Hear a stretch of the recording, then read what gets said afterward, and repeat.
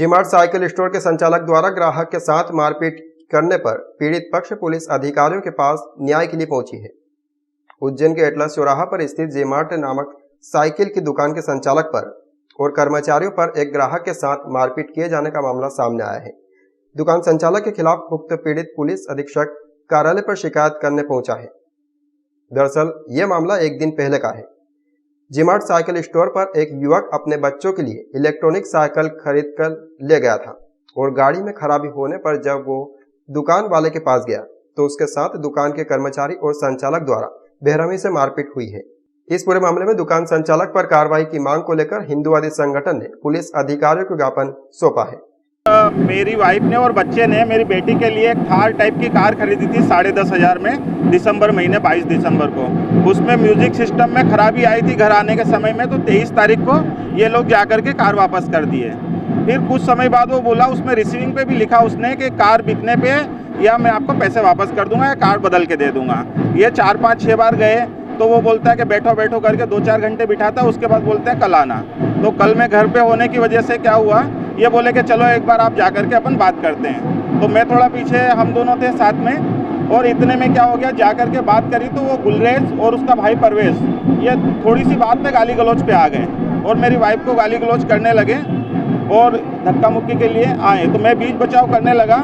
इतने में वो लोगों ने, दोनों भाई ने और उसके 2-3 और उसके रिलेटिव होंगे या कर्मचारी होंगे, उन्होंने मुझे पीछे से पकड़ लिया और मुझे आंख में और सीने पे अंदरूनी बहुत मारना चालू किया उन लोगों ने।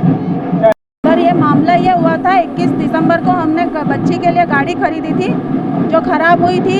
जी-मार्ट फुवारा चौक से खरीदी थी, परवेज खान और गुलरेज खान के यहाँ से। हमने वो गाड़ी रिटर्न कर दी थी। उनने कहा था बेच के हम पैसे दे देंगे या दूसरी गाड़ी दे देंगे, तो उनने पैसे नहीं दिए और दूसरी गाड़ी भी नहीं दी। और आए दिन 2-4 दिन में मुझे दुकान पे बुलाते थे, बिठाते थे और भगा देते थे कि पैसे नहीं है, अभी पैसे नहीं है करके। फिर उसके बाद कल मैं अपने पति के साथ गई, मैंने कहा बात करते हैं क्या बोल रहा है, पैसे देगा या नहीं देगा, जैसा भी वो बात कर लेते हैं। तो कल उसने मेरे साथ मारपीट करना चालू करी, मेरे पेट पे लात मारी उसने, मेरा दुपट्टा खींचा उसने और मेरे साथ गंदा व्यवहार किया उसने, अभद्र व्यवहार किया। जब मेरे पति बीच में बोले कि भाई ऐसा क्यों कर रहे हो, तो 2 लोगों ने पकड़ा मेरे पति को और गुलरेज ने और परवेज ने इनको पीटा, जो बुरी तरीके से घायल हुए। उनकी आँख में बहुत ज़्यादा लगी हुई है और हम खाराकुआ थाना जो क्षेत्र लगता है उसमें गए तो हमारी सुनवाई नहीं की गई। जो धाराएं लगनी चाहिए वो धाराएं नहीं लगाई है उन्होंने और उनकी कोई गिरफ्तारी नहीं हुई है और मेरे बारे में कोई मेंशन नहीं किया कि मुझे मारा पीटा या मेरे साथ गंदा व्यवहार किया। अभी एक पुलिस कंट्रोल रूम पे कुछ लोगों ने ज्ञापन दिया है जिसके अंदर जी-मार्ट जो दुकान वाले हैं उनके खिलाफ ज्ञापन दिया है कि उन्होंने उनसे कुछ एक सामान खरीदा था, लेकिन वो क्योंकि ख़राब पाया गया तो उसके बाद उनके बीच में लेन देन को वापस पैसे लेने के लिए विवाद हुआ और उस चक्कर में महिला और एक पुरुष आए जिन्होंने थाना खाना को वहाँ पे कायमी कराई कि जो मकान को मालिक है जी-मार्ट का उसने उनके साथ अभद्रता की, उनके साथ मारपीट करी। तो उसके संदर्भ में उन्होंने प्रकरण दायर कराया है कल थाना खाना को में।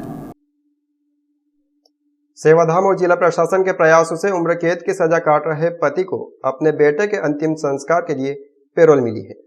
कहा जाता है कि मानव सेवा ही ईश्वर की सच्ची सेवा है, लेकिन इन पंक्तियों को सेवाधाम आश्रम ने सच कर दिखाया है। ऐसा ही एक मामला मध्य प्रदेश के उज्जैन जिले से सामने आया है, जहां ऐसे ही दिव्यांग बेटे का अंतिम संस्कार करवाने के लिए केंद्रीय भैरवगढ़ जेल में आजीवन कारावास की सजा काट रहे पति को पैरोल दी है। इसके बाद दिव्यांग का अंतिम संस्कार किया गया है। यह एक ऐसा बच्चा था जिसे जीते जी न माँ का प्यार मिला न बाप का।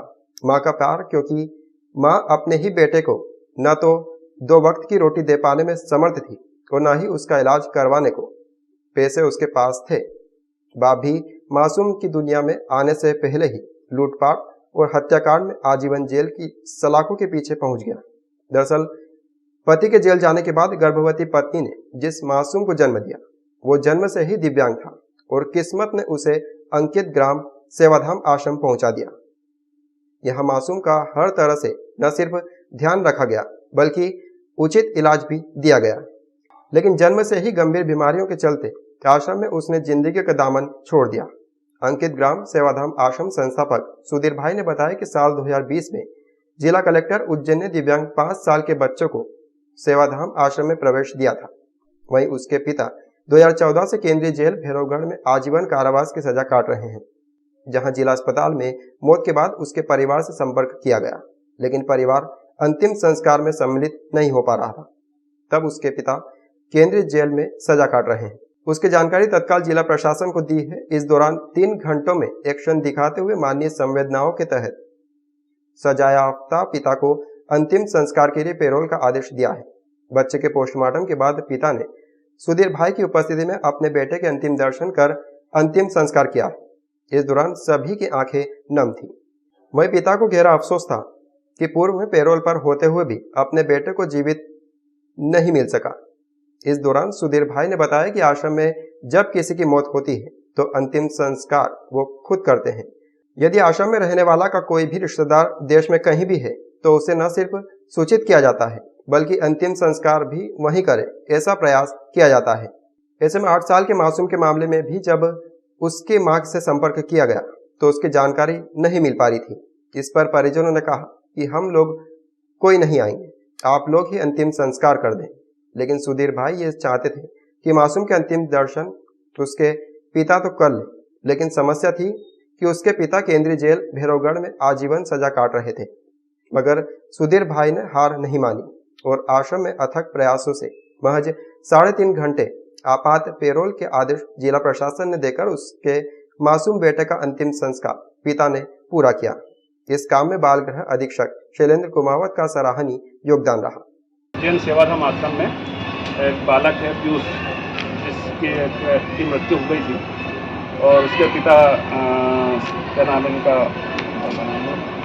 बाबू सिंह, जो अपने जिला केंद्रीय जेल में बंद थे, तो शासन के आदेश से इनको अंतिम कार्यक्रम में शामिल करने पुलिस बल के साथ लेके आए थे। मेरा पुत्र जो फ्यूज लेट हो गई थी, उसको अंतिम संस्कार के लिए मेरे को कारागार जेल से भैरवगढ़ जेल से लाया गया। सेवाधाम ने उसकी भरसक सेवा की। कई बार वो बीमार हुआ, अस्पताल में भर्ती किया, उसकी मां को सूचित किया, परिवार को सूचित किया, लेकिन कोई भी परिवार का स्वजन उसे कभी मिलने नहीं आया। यहाँ तक कि पैरोल पर जो उसके पिता भैरवगढ़ जेल में सजा याफ्ता आजीवन सजा कट रहे हैं, वो भी मालूम था पैरोल पर आने के बाद में भी वो उस बच्चे से मिलने नहीं आए। लेकिन कल शाम के बाद बच्चे की तबीयत अचानक बिगड़ी। आश्रम ने त्वरित उसको जिला अस्पताल स्थानांतरित किया। बच्चे की मृत्यु के बाद परिवार को सूचना की गई, लेकिन कोई भी अंतिम संस्कार में शामिल होने के लिए तैयार नहीं था। अंततः हमारे बाल गृह के अधीक्षक शैलेंद्र कुमावत को पूर्ण रूप से निर्देशित किया गया और यहाँ की जिला की जो बाल गृह के लिए हाई कोर्ट से नियुक्त परिदर्शिका एडीजे मैडम और जिला प्रशासन के सहयोग से, उनकी मानवीय संवेदनाओं से उसके पिता को पैरोल मिली। जेल प्रशासन और ये नागझीरी पुलिस लाइन ने भी उसमें बड़ी मदद की।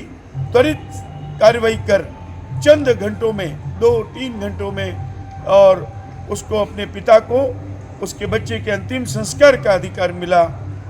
जिला न्यायालय परिसर में मंडल अभिभाषक संघ के नेतृत्व में वकीलों ने धरना देकर लोक अदालत का बहिष्कार किया है।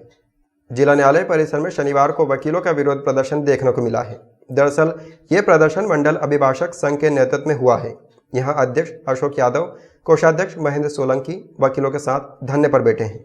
यहाँ वकीलों की मुख्य मांग यह है कि उच्च न्यायालय द्वारा प्रतिदिन 25 प्रकरणों के निराकरण की जो बाध्यता की है उसे समाप्त किया जाए।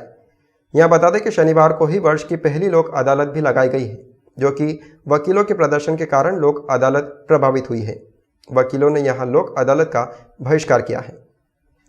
केसेस है, 25 केस है, उनका शीघ्र निराकरण करने के लिए आदेश जिला न्यायालय को आए हैं। अब चूंकि ये जो आदेश है ये तर्क संगत नहीं है, न्याय संगत नहीं है, क्योंकि न्याय को समय सीमा में नहीं बांधा जा सकता है। अगर एक न्यायालय 25 पुराने प्रकरणों को 66 दिन में उसका निराकरण करती है तो उसके अंदर एक केस को 2.5 दिन का समय मिलता है, ठीक है।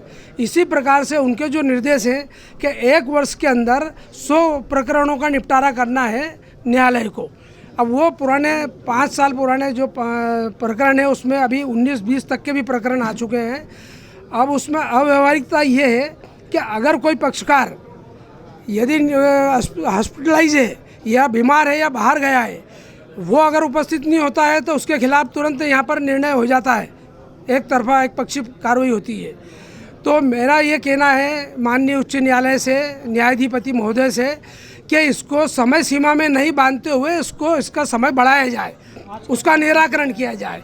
और आज जो हमने जो लोक अदालत का यहाँ पर बहिष्कार किया है, उसके पीछे रीज़न ये है कि हमारी आवाज़ अधिवक्ताओं की ऊपर तक जाना चाहिए, सर्वोच्च न्यायालय के न्यायाधिपति तक भी ये बात जाना चाहिए कि यहाँ पर सिर्फ ये अभिभाषकों की व्यथा नहीं है, ये पक्षकार भी उससे परेशान है। विरोध माननीय मुख्य न्यायाधिपति मध्य प्रदेश उच्च न्यायालय के तानाशाही रवैये के कारण हो रहा है।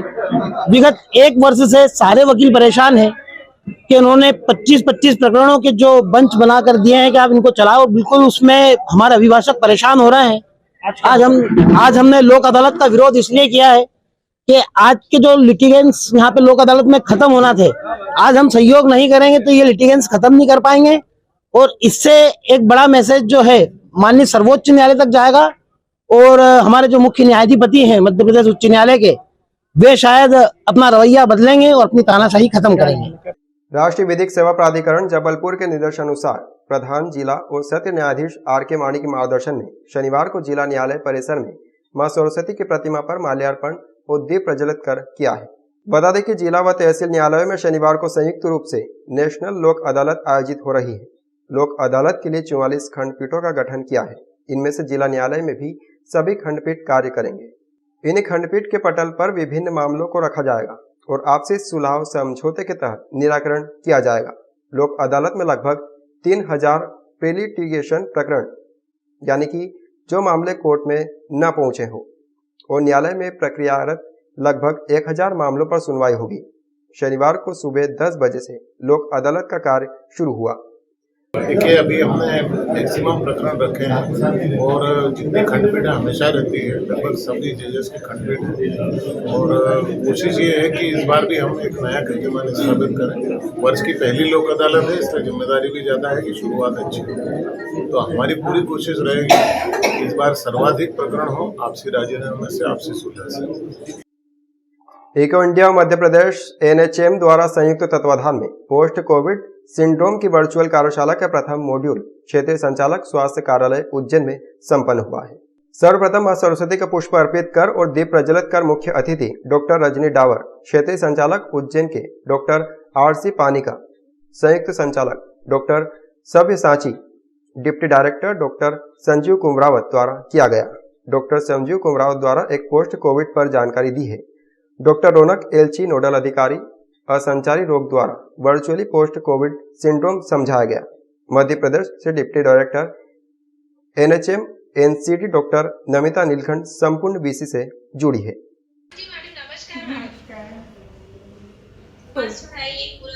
हो गया है और जितने भी हमारे ये जो क्रिटिकल वाले सेक्शन हैं, CVD, CAD, स्ट्रोक, डायबिटिक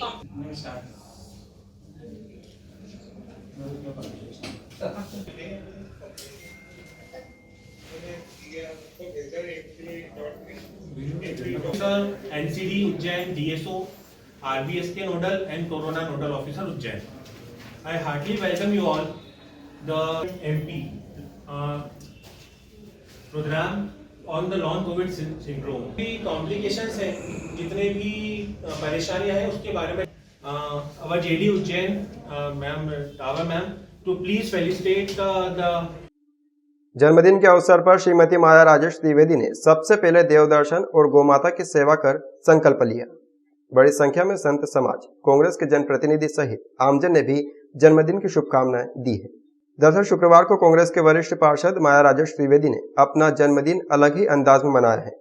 सबसे पहले गोमाता की सेवा का संकल्प लिया गया, उसके बाद संतों का आशीर्वाद लिया। माया राजेश द्विवेदी का आशीर्वाद देते हुए कहा गया कि माया राजेश द्विवेदी सदैव से ही संतों और समाज के लिए सेवा भाव रखते हुए शहर हित में कार्य करती है।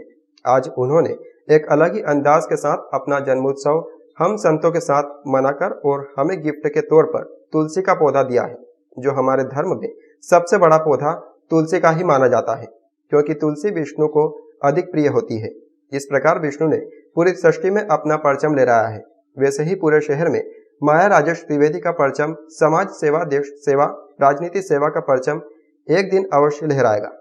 हम संतों का आशीर्वाद है। साथ ही पूरे शहर के जनमानस में भी माया राजेश त्रिवेदी के जन्म उत्सव के उपलक्ष्य में सभी ने अपना स्नेह देकर उन्हें खूब सारे जन्मदिन की बधाइयां प्रेषित की है। माया राजेश त्रिवेदी के जन्मदिन पर एक अनोखी परंपरा देखने को मिली है। जो भी जनमानस आ रहा था उनको रिटर्न गिफ्ट में तुलसी का पौधा दिया गया और उनसे आग्रह किया गया कि आप अपने जन्मदिन या वर्षगांठ पर एक तुलसी का पौधा अवश्य लगाएं, जिससे हमें एनर्जी प्रदान हो। कांग्रेस के सभी नेता बधाई देने पहुंचे। माया राजेश त्रिवेदी मित्र मंडली द्वारा आयोजित जन्म उत्सव के इस कार्यक्रम की जानकारी देते हुए ब्लॉक कांग्रेस कमेटी के अध्यक्ष पंडित श्रवण शर्मा और मुजीब सुपारी वाले ने बताया है कि मित्र मंडली के पंकज सोलंकी, योगेश साध, नीलेश सांघी, अशफाक खान, अय्यूब कुरैशी, सतीश शुक्ला, तेजकरण परमार, मनीष खाडगे, सरदार सिंह, किशोर सेहरा, इमरान शाह, राजेंद्र व्यास, मनोज दुबे, अखिलेश चौबे, उमेश यादव, सुबोध शर्मा आदि के द्वारा संयोजित इस कार्यक्रम में जहां गौ माता की सेवा के उपरांत सभी संत जनों का महंत रामेश्वर दास जी, महंत काशी दास जी, महंत राघवेंद्र दास जी सहित सभी संत जनों का सम्मान किया गया। कार्यक्रम में कांग्रेस के वरिष्ठ नेता मनोहर बैरागी, पूर्व सांसद सत्यनारायण पवार, विधायक महेश परमार, शहर कांग्रेस अध्यक्ष रवि भदौरिया, नूरी खान, चेतन यादव, विक्की यादव, रवि रॉय, मुकेश भाटी, योगेश शर्मा, अजीत सिंह ठाकुर, अजय राठौर, पार्षदगण सपना सांखला, गब्बर कुंवर, नाजिया बी, फिरोज पठान, मोहित जायसवाल, परमानंद मालवी, छोटेलाल मंडलोई, अर्पित दुबे, शाहीन सुपारीवाला, अनवर नागोरी, मेहताब शाह, इमरान हुसैन के साथ साथ कांग्रेस के नेतागण उपस्थित थे। इस अवसर पर रहीम लाला, चंद्रभान चंदेल, अभय मेहता, भगवान खांडेकर, सुनील कचवाय, अरुण वर्मा, भरत शंकर जोशी, अशोक सरवन, सामाजिक कार्यकर्ता गण सर्व, छोटू जायसवाल, विठल नागर, श्याम महेश्वरी, महेश पायलवाला, गिरीश पाठक, राजेश पोरवाल, भगवान शर्मा, राजेंद्र तिवारी, उत्तम दुबे, महाकालेश्वर मंदिर के पुजारी गण, पंडित महेश पुजारी, पंडित राजेश पुजारी आदि भी पहुंचे हैं और बधाई प्रेषित की। आज जन्मदिन के इस शुभ अवसर पर सभी 13 अखाड़ों के संतों का सम्मान करके और उनके साथ में गौ माता को गुड़ और घास खिला करके इस वर्ष की शुरुआत की है और इस आशा और कामनाओं के साथ में अंगारेश्वर का भी भात पूजन किया है कि पूरे शहर में अमन चैन हो, शांति हो, समृद्धि हो और खूब विकास हो पूरे उज्जैन का। इसके साथ साथ ही पूरे विश्व में शांति रहे, ऐसी मंगल कामनाओं के साथ में आज ये जन्मदिन मनाया गया। आज हमारी नेता माया राजेश त्रिवेदी का जन्मदिन है और आज बड़ी धूमधाम से मनाया जा रहा है। हमने पहले सिद्धवट की पूजा कर, मंगलनाथ पूजा करके गौ सेवा की और उसके साथ ही संतों का स्वागत कर, संतों का आशीर्वाद लेकर के हमने जन्मदिन की शुरुआत की।